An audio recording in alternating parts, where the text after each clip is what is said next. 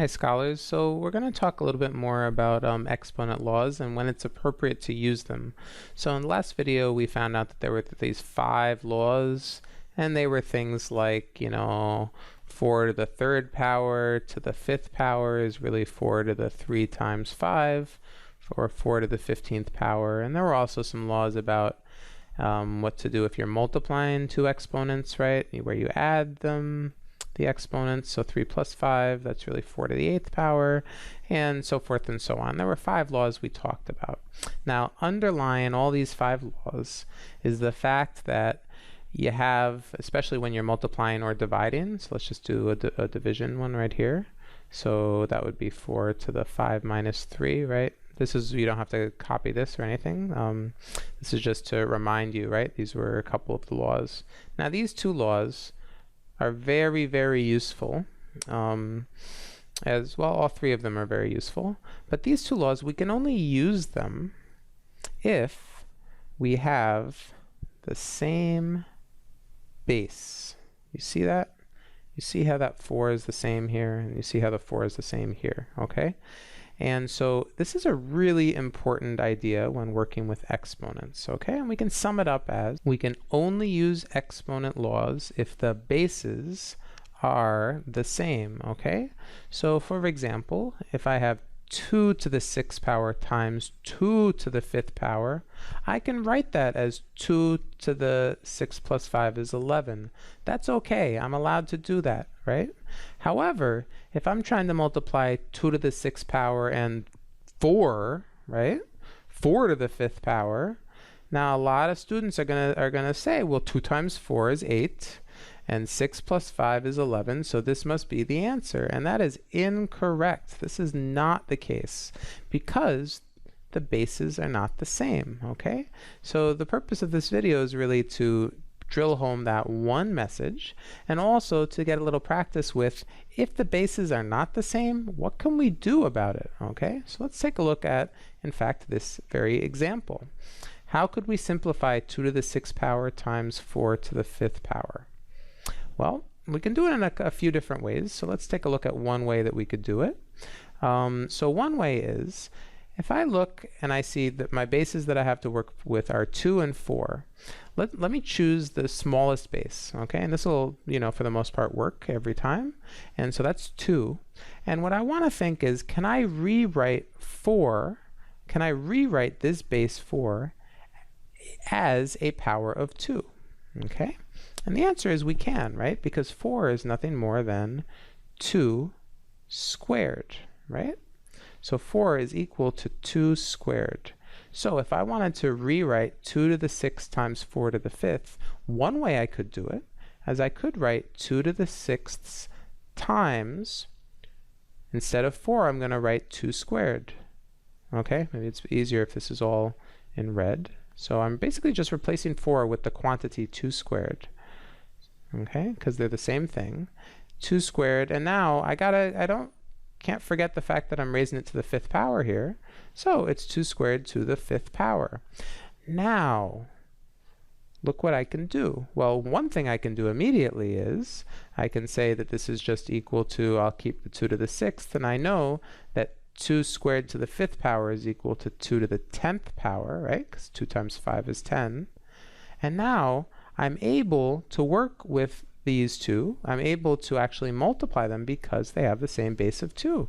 This is nothing more than 2 to the 6 plus 10, or 16th power, right? So this is one way that we could simplify this expression right here. Let's do it another way. Let's say that instead of choosing to work in a base 2, let's say that I wanted to choose to do everything in base 4. This won't always be possible, but in this case it actually is. So let's say that I want to rewrite 2 to the 6th power as a number with base 4, okay? Well, one way of thinking about it is 2 to the 6th power. Let me just think about it. That's really just 2 times 2 times 2 times 2 times 2 times 2, okay? And I know that 4 is equal to 2 times 2, so that's a 4. Right? 2 times 2, this is a 4. This is another 4. And this is another 4. okay? So 2 to the 6th power is really equal to 4 to the 3rd power. That's kind of interesting. It's almost like the base doubles, right? And then the exponent is divided by 2, okay? That's a nice pattern to think about. And again, we're still multiplying it by 4 to the 5th power, and we end up with 4 to the 8th power. And you say, wait a minute, we ended up with a different answer. We got 4 to the 8th in here, and we got 2 to the 16th here, right? So what is going on? Well, these are actually the same number, because again, if I take 4 to the 8th power, I can rewrite that as 2 squared to the 8th power, right? Again, we're just rewriting the number 4 here.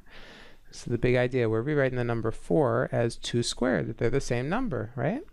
And now 2 squared to the 8th power, that's just 2 times 8 power. So that is in fact equal to 2 to the 16th power as well, okay? So these are two ways that we can simplify this product when you have a different bases. Let's take a look at one more example. For example, and these are questions that you'll see this kind of phrasing similar on the SAT. So if 3 to the 10th power is equal to 9 to the x power, what's the value of x? So we know our goal. Our goal is solve for x, okay?